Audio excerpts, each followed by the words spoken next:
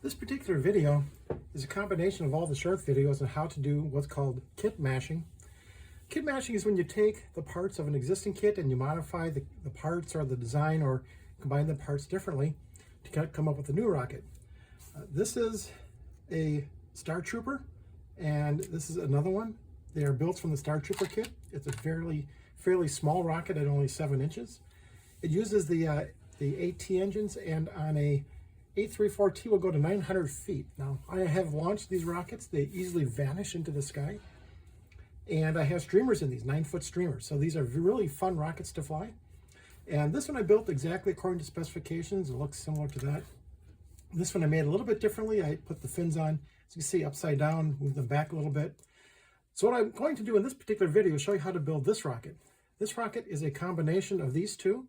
As you can see, I put the two body tubes together. I've added an extra set of fins, and I've done all the other goodies. I have the beveled launch lug, and one special feature on this is that I have an external engine clip on here, and the reason is that this is normally a friction fit. However, you need a lot of pressure to blow a streamer out, so it's always good to have some sort of mechanical retention system on this. So I usually like putting an engine clip on this, and we'll see in the videos, this engine clip is put on with a little drop of epoxy over here. The epoxy holds this in place, and this makes a really nice rocket. So I'm going to go ahead and put all the videos together in this video, and you can see how to construct this rocket by combining two of these kits together. Again, it's a very fun activity, and I'd like to encourage people to do engineering work with their rocket kits. Namely, look at their kits as a set of parts, and then ask the question, what more can I do with this? And this is where you can come up with some really interesting ideas and custom rockets, just like this one. I'm going to do an interesting new project. This project is typically called kit mashing, where you take multiple kits and you put them together, or you rearrange the parts of an existing kit. I'm going to work with this rocket called the StarTrooper. It's a really nice little 7-inch rocket, and I have two of these. I built each one just a little bit different. This one I put the fins back a little bit farther and put them upside down. But what's nice about these kits is that you can play around with the parts and do different things with them. I did add an extra engine clip to this because it normally has a friction fit. This rocket on an A34T will easily go to the 900 feet that it specifies. It goes up and vanishes. You don't see it until the streamer pops apart. What's really interesting is that this is built using two different body tubes, and there's a coupler in between. The coupler becomes the engine thrust ring when you insert the engine. So this is a really interesting type of rocket design. What I'm going to do is take these two kits. I'm going to build it such that I have one rocket, and I'm going to put the body tubes from the other one on top of it. So I'm going to have a rocket that's probably closer to about 1 foot long. I'm going to have now 6 different fins. So I'm going to put the 6 fins in 2 sets of 3 around the bottom. Instead of the fins going out, I'm going to put them vertically. Actually, maybe I'll put one going out, one going vertical. That should be a very interesting pattern. I haven't decided yet. And what's also interesting is I am going to build this with a Kevlar cord. I'm going to put the Kevlar cord attached to the center point, which is where the new coupler is going to be. So when I put this together like this, with this body tube up here, see, here's the joint. I'm going to put the Kevlar cord attached about this point right here, keep it away from the ejection blast. I should be able to squeeze a 2-inch streamer in there. So again, this can be a very interesting build. I've got a lot of things I can play around with. I've got 6 fins. I'm going to have many different body tubes all stuck together one after the other. After I get done, I'll have probably just an extra nose cone, although I sometimes lose nose cones, so that's okay to have. So again, StarTrooper, really nice rocket. I'm going to call this my tall trooper. And what I find is that the rocket, when I got the parts like this, are really easy to rearrange. And again, if you're looking for a small rocket that flies really high, this one will do it on just a simple little A34T. You easily got a 900-foot flight of it. Very nice rocket. So let's go ahead and do some interesting redesigning with this rocket. So here's all the parts from both kits. I'm going to put together the body tubes and how I believe I want the body to look. A lot of this is just, just fit it together and see what works. So we can see if we fit together the two kits, there's a long body tube here, a long body tube here, and a short one here. And I'm going to have this set of fins facing outward, just like the original fins on the rocket. So we have the rocket here with these fins facing outward. I'm going to have these facing outward on the bottom. But then what I'm going to do is I'm going to put on the side, actually, these fins are falling out. I'm going to have these fins facing like this, or the original has them like this. Then I'm going to have a second set of fins that's going to be up here like this. And I'll use this set of fins. So this is going to be a 6-fin rocket. So I'm going to start working on getting this all glued together. And then I'm going to start working on the fins and start putting them on. What I do have to make is a 6-fin guide. And I'll show you how I'm going to do that in a moment. And the only parts left over is just this little short tube and an extra nose cone. And I'm sure soon I'll find something to do with those as well. So what we need to do is to work on the actual engine mount. So this is a used A3 4T engine. And these are the tiny engines. These are really fun because if you have a tiny rocket on this engine, it's going to go extremely high. Now this rocket's very clever. It has a coupler on a smaller tube. Put that in there. And then the rocket engine goes in and it hits that coupler, and that acts as the thrust ring. So I can have the engine stick out as far as I want and move this back and forth. I don't recall what the recommendation is, but we can see that the engine usually likes to have it stick out about 1/4 of an inch. So all I'm going to do is just mark this, then just glue this in. So this is the right position. You see this is going to go in. It's going to hit that coupler and use that as the thrust ring. So let me go ahead and glue this part together. So now I have this coupler glued into the bottom short tube. I now need to glue it into the larger tube like this. So I'm just going to go ahead and put some glue in there and glue this together. And what's also nice is when you put this coupler in, you have to remember this is being used as your thrust ring. I like to put the engine in, twist it around a little bit like this, just to make sure that there's no globs of glue that have squeezed through. That's nice and even fit. On occasion, a little bit of glue might push forward. It'll make this somewhat uneven, but nice even fit like this. Okay, so now I'm going to glue this tube onto the bottom part like this. Let me go ahead and glue that together. So for the next coupler, this coupler is 1 inch long. So all I did was just make a mark at the 1/2 inch point, and we're going to put this in here to about a 1/2 inch, and then in here in a 1/2 inch, and I should have this body tube together. However, I am going to first add the Kevlar cord. So I'm going to put the Kevlar cord on here. I'm going to anchor it onto this particular coupler, and the Kevlar cord will reside in the top half of the tube.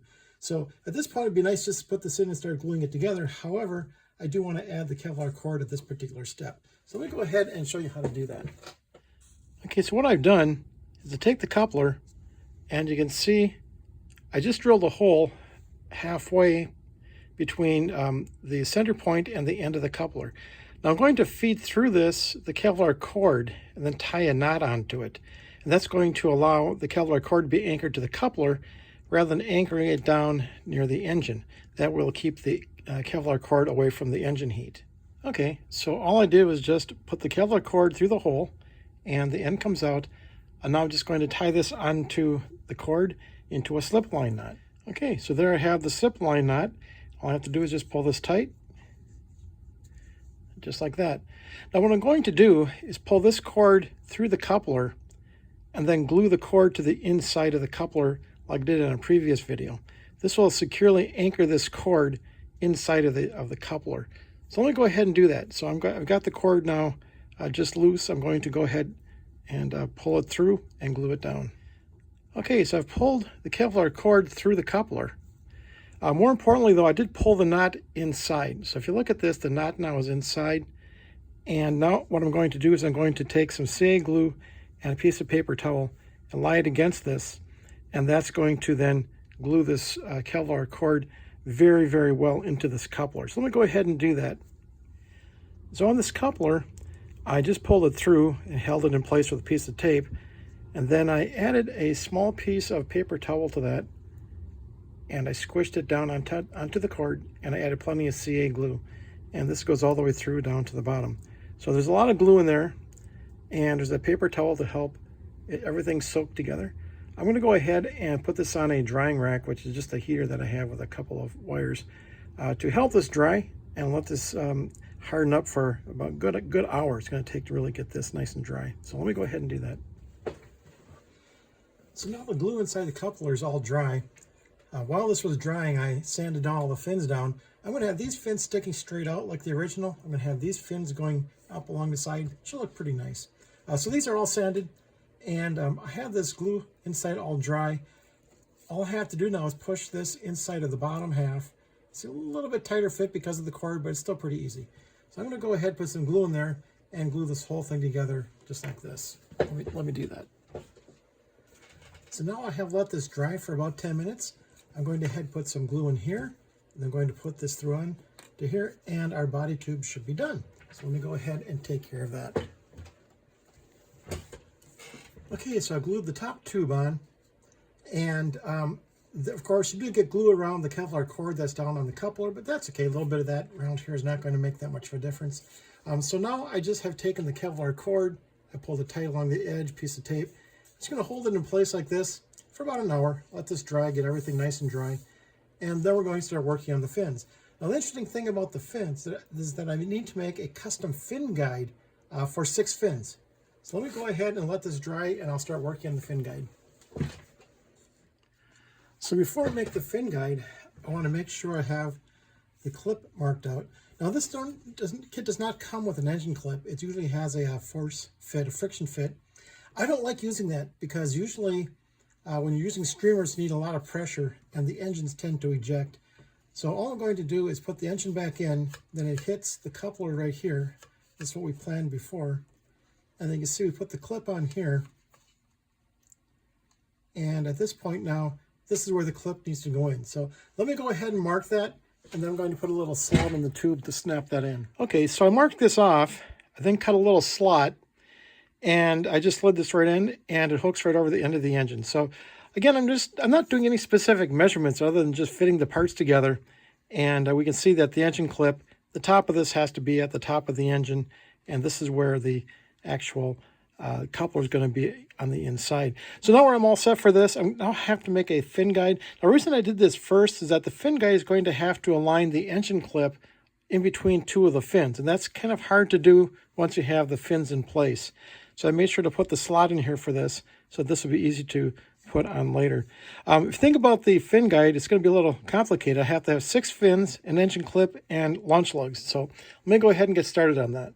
Now to make the custom fin guide, I'm first starting out by taking a piece of the streamer material, wrapping it around very tightly, and then I'm going to leave just a little bit of gap between these and mark this so that these 2 are exactly in line with each other at one body circumference.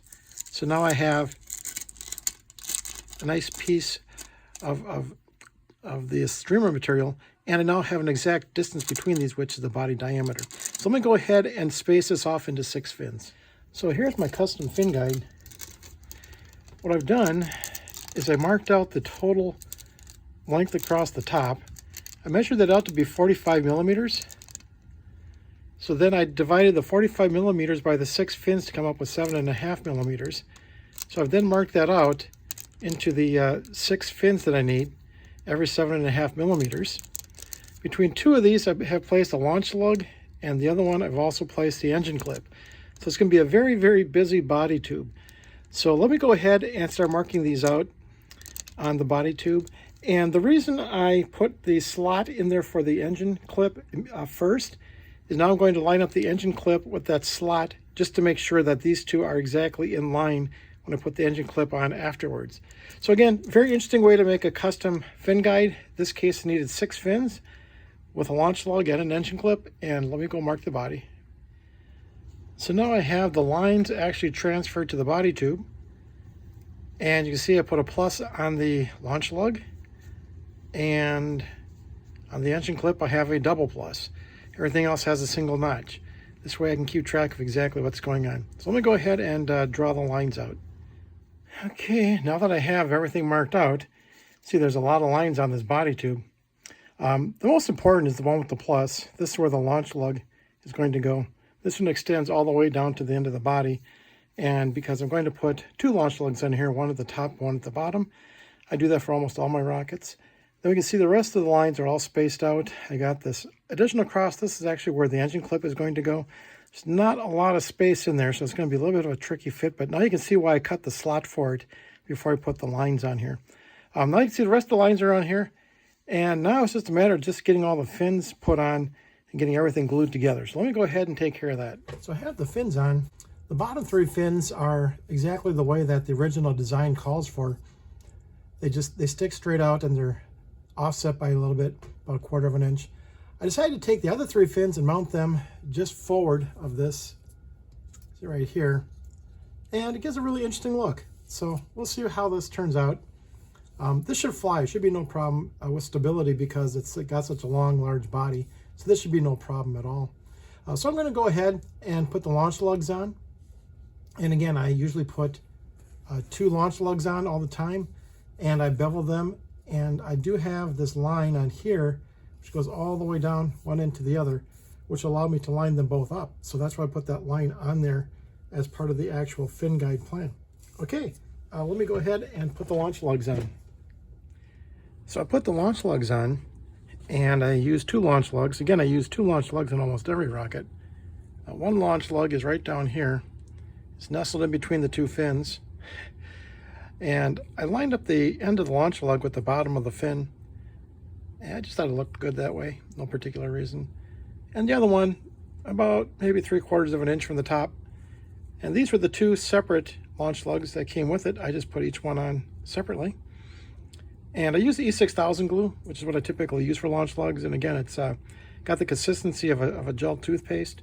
Just put a bead on the tube, stick the launch lug on, line it up. You got several minutes to line it up and to play with it so that it looks good. And it's real easy to use, doesn't run or drip. So, okay, you see the rocket now is almost done. I'm going to let this dry for about a ½ hour. The last thing to work on is to finish up with the engine clip. For that, I need to use a little drop of epoxy to hold the engine clip on because that's going to require a lot of strength. So let me go ahead and let this dry for about an hour, and I'll go back and take care of the engine clip. So the final step now is to put the engine clip on. So the engine clip has a slot that I put on here before. So I have to take this engine clip and put it in here. And then what I need to do is I need to add some epoxy onto this. Epoxy is probably the most important to use because it's incredibly strong. And if I let this harden for like a day or so, let it really cure, it'll be incredibly strong. And I've done this before. So I'm going to go ahead and mount this engine clip onto here, then mix up some epoxy and run it on top of the clip. Okay, so what I've done is I've put the engine clip in there, and I put the engine in with the clip. Its only purpose is to hold the clip in place. So some tape, put the engine in. Again, it's just a used engine, and then the engine clip will be held in place while the glue dries. So I'm going to go ahead and get the epoxy, and I'm going to put some right on top of this to keep it in place. So I put the epoxy on. You see, I just mixed up 1 drop of hardener and 1 drop of the resin. It turns out that was about 1/10 of 1 gram. So I put that on here, and you can see that's on the very end of the clip. So I'm just going to go ahead and let this harden for at least a full day, just to make sure that I get maximum strength out of this. I don't want to disturb it once it starts to cure. And then I'll just finish the rocket after that. All I have left to do really is just put the recovery system on, streamer, and paint it. So let me go ahead and get this all finished up. So I'm all done with the rocket. The rocket is nicely painted. I put some gray primer under here, a base coat of black, covered this with some sparkly glaze, and I add some yellow on the fins to match the nose and some red for these other fins. Otherwise, I'm all set to fly. I just have to put the streamer in it, and I'll be ready for launch. And we have our next launch coming up in March. So this should be a really fun rocket to fly again. Custom design, you can see just by taking the kits. I bought 2 of them, putting all the parts together. You can come up with your own custom rocket design, a little bit different, fun, and go ahead and experiment. That's what rocket science is all about. So have fun.